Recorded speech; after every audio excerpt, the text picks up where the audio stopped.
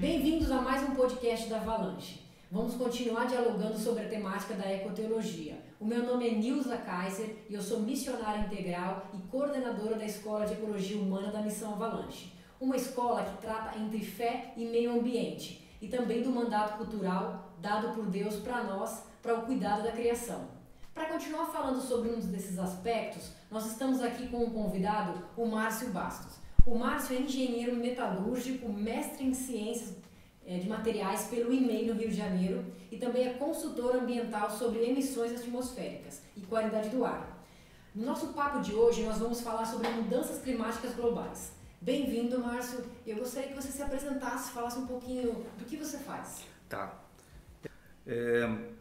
A minha experiência no meio do meio ambiente é emissões atmosféricas, são os impactos que as emissões podem causar, né, na atmosfera, na saúde humana. Então isso faz com que a gente também se preocupe, né, com as mudanças climáticas, com o que nós estamos vivendo no mundo, porque nós vimos aí o que nós podemos ver? Mudanças. Essas mudanças acontecem porque nós estamos vivendo num mundo em que o desenvolvimento ele é passivo de acontecer. Então, nós vemos cidades sendo construídas, florestas sendo derrubadas para esse desenvolvimento. Então, os climas que nós estamos, né, vivendo é consequência também das nossas ações como um homem, né? Então, nós vemos aí, interessante que, se vocês virem as chuvas em Pernambuco, né? Então, tem os pesquisadores, eles através de modelos matemáticos, eles fizeram um vínculo, né, com as mudanças climáticas e com essas chuvas severas que estão acontecendo. Na Europa também você vê que em Portugal 46 graus de temperatura são ondas de calor, ilhas de calor, ondas de calor, que isso faz com que nós possamos pensar, né? O que está acontecendo? Em 2004, em Santa Catarina, no Rio Grande do Sul, teve um furacão chamado Catarina. Naquele momento, naquela região lá, é difícil de você ter esses furacões com nível 3, na escala de 1 a 5. Então, o que acontece? Normalmente, as temperaturas do oceano ali naquela região de menos 20, vamos dizer assim, menores que 27 graus. Então, houve um aquecimento naquela região que fez com que houve uma formação desse furacão e foi bastante forte, né, para aquela região. Então, todos esses eventos que nós estamos vendo, isso mexe com a gente. Por que disso? Simplesmente você está em casa e você só está vendo as notícias e isso pode dizer assim, não é comigo. Eu acredito que é sim. Inclusive, essa semana eu estava lendo uma notícia que o aeroporto de Londres cancelou os voos porque as altas temperaturas danificaram as pistas. Não sei se você viu. Sim, vi sim. As altas temperaturas derreteram o asfalto. Então isso prejudica, né, o tráfego de aviões, né? Então é interessante. Você vê que incêndios florestais na Espanha, em Portugal, na França, né? Então você vê que Inglaterra também com temperaturas elevadas. Então nós temos que pensar mesmo. E não temos chuvas aqui no Brasil, né? Então as cidades são vulneráveis, né, a essas enchentes, a um volume grande de água. Então nós temos que realmente pensar no que está acontecendo com o nosso planeta. E me fala assim, o que são as mudanças climáticas que é tanto falado hoje em dia? Tá. As mudanças climáticas, elas acontecem como? Ok. No planeta, quando Deus criou o planeta, ele criou com uma camada de gases de efeito estufa. Então é como se estivesse numa estufa, uma planta. Então o Sol, ao passar pelo vidro, ele atinge aquele ambiente, só que ele retém, quando você reflete, ele volta de novo para a atmosfera, mas com a quantidade menor. Então a tendência do planeta ter essa camada de efeito estufa, porque tem gases como dióxido de carbono, tem o metano, tem os óxidos de nitrogênio, o vapor d'água. Isso Deus criou para que a nossa vida aqui na Terra ela fosse amenizada. Por quê? Se não tivesse essa camada, nós teríamos aqui menos 33 graus, ou seria muito frio. Então o que acontece? Deus criou o mundo e com esse fenômeno, né, fez com que a gente vivesse no mundo agradavelmente. Mas o que está acontecendo? As mudanças climáticas, elas acontecem quando vemos a quantidade desses gases de efeito estufa aumentarem. Então, nós temos desde a Revolução Industrial até aqui, né, até o presente, emissões maiores. E acontece o seguinte, é interessante que antes da Revolução Industrial você tinha o artesanato. Então eram artesãos que faziam botija, eles produziam as ferramentas, né, para o cultivo da agricultura. Então o que acontece? Com a industrialização, que é a máquina a vapor, né, usando carvão, você está emitindo esses gases de efeito estufa. Então a quantidade disso faz com que a Terra aqueça. Então aquecendo a Terra faz com que haja, no mundo tem os ventos, os oceanos, então esses ventos mais quentes eles transformam em mudanças, né? Ou seja, vai ter locais mais frios, locais mais quentes, e isso faz com que diminua os alimentos, porque locais anteriormente, né, agricultáveis, eles vão se transformar em desertos. Então esse fenômeno ele atrapalha, ele faz com que a gente seja que essas consequências atingem a gente. Deixa eu fazer uma pergunta. Você falou sobre essa questão das fontes de carvão, uhum, né? Só que seriam só essas as fontes que fazem essa mudança? E a minha pergunta é quais ações humanas impactam para que essas mudanças não só aconteçam, mas sejam aceleradas? Tá. São os combustíveis fósseis. Então você tem o carvão, o petróleo, que são os combustíveis, né? O óleo diesel, a gasolina, né? Interessante que o álcool ele produz também, mas ele tem a cana-de-açúcar como, vamos dizer assim, a planta ela vai absorver o CO2 e a fotossíntese, né? E vai mandar para a atmosfera o oxigênio. Então é um tipo de combustível, vamos dizer assim, sustentável, ok? Então então você vê o carvão, tem os combustíveis, mas também esses emitem o monóxido de carbono, né? Outra coisa, aí vem o desmatamento e vem as florestas sendo incendiadas. O que acontece? Quando você tem esses incêndios florestais, eles emitem o dióxido de carbono e ao mesmo tempo você vai eliminar a floresta. O que é o papel da floresta? O papel da floresta é fazer a fotossíntese.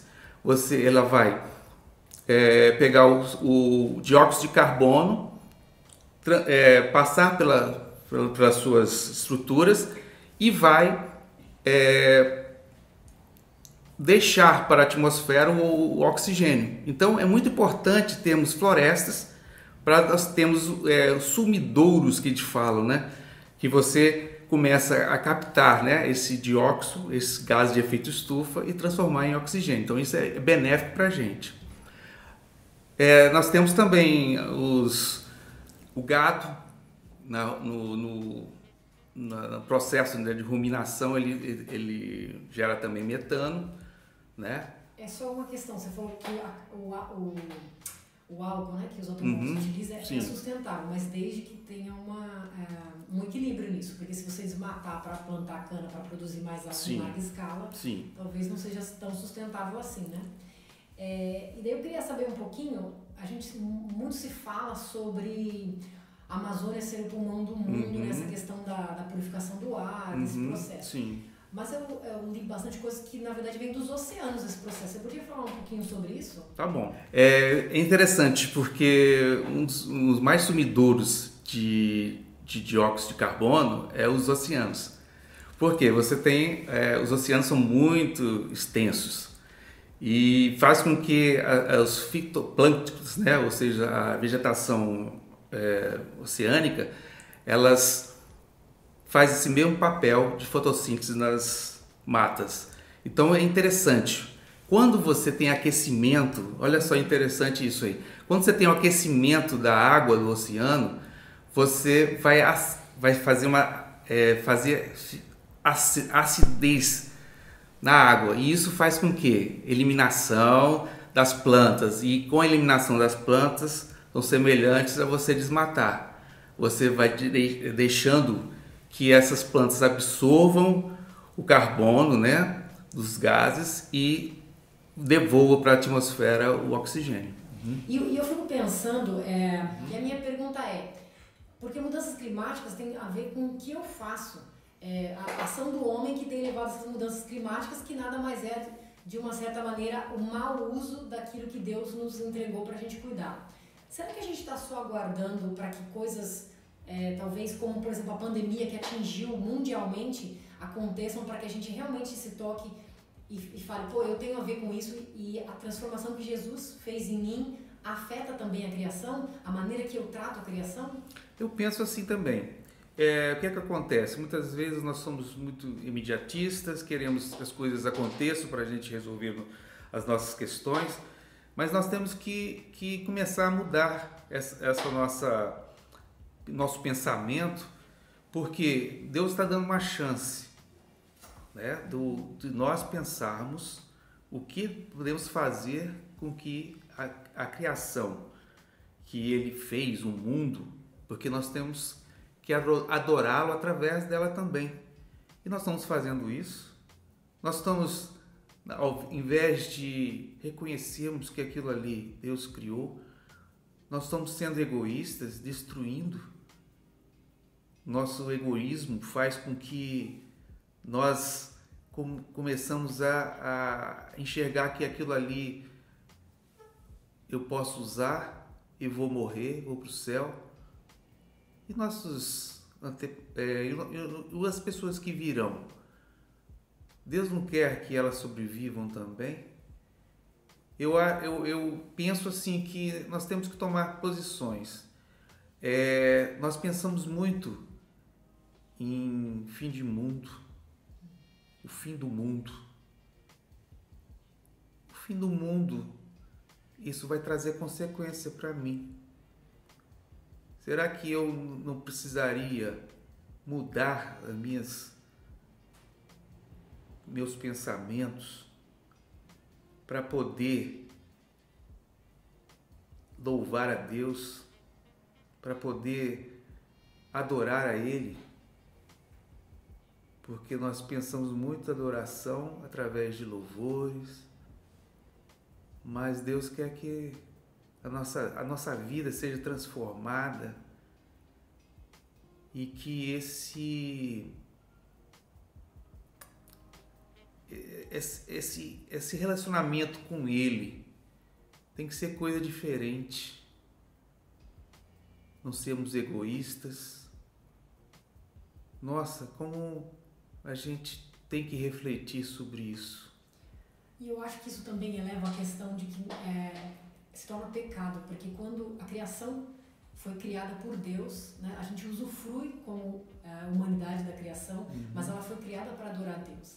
E quando eu impeço que ela exerça o papel dela, que é adorar a Deus, seja poluindo, seja elevando as temperaturas, eu estou impedindo que ela faça o que ela foi criada para fazer, e isso é pecado.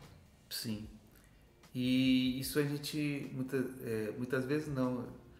Nós estamos pensando que isso não é pecado. As ações que nós fazemos, né, faz com que isso na nossa mente isso é esquecido. Mas você trouxe um assunto importante, porque parece que pecado é só você mentir, é só você roubar. Não, pecado, tudo que você vai ao encontro do que Deus, né, quer para a sua vida. Então isso é uma maneira de você parar, pensar e pedir perdão por esse pecado. Você está machucando uma coisa bonita que Deus criou, que Deus fez para nós usufruirmos, para adoração a Ele. Se estivéssemos no Éden, nós estaríamos colhendo fruto daquelas árvores, mas nós pecamos, o homem original pecou e por isso teve que sair do Éden. Houve um desequilíbrio. Nós temos que voltar a esse equilíbrio de novo, porque precisamos desse relacionamento com Deus. Isso é fundamental para nós. É voltar ao nosso relacionamento de uma forma completa, não só espiritual.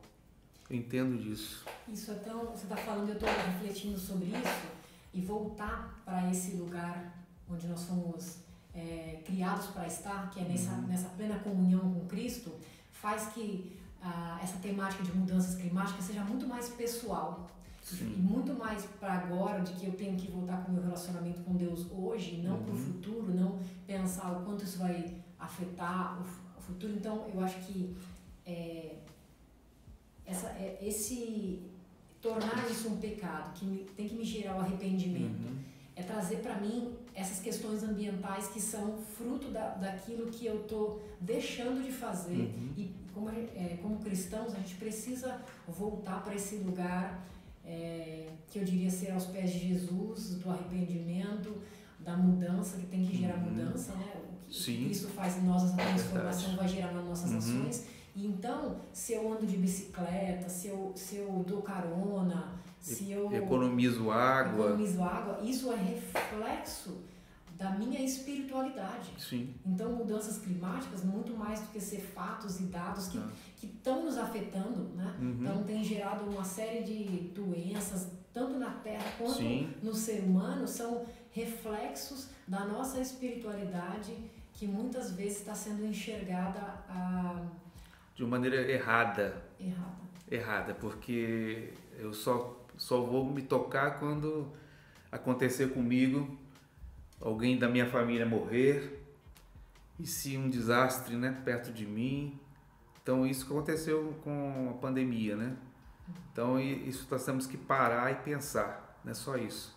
É a nossa vida espiritual que vai mudar isso, ou seja, ela que vai controlar no nosso consumo, né? Não é um estilo de vida que eu tenho, né? Mas é a mudança espiritual que nós vamos ter quando Jesus começar a entrar nesse pensamento nosso que o mundo precisa de nós para cuidar do que ele criou.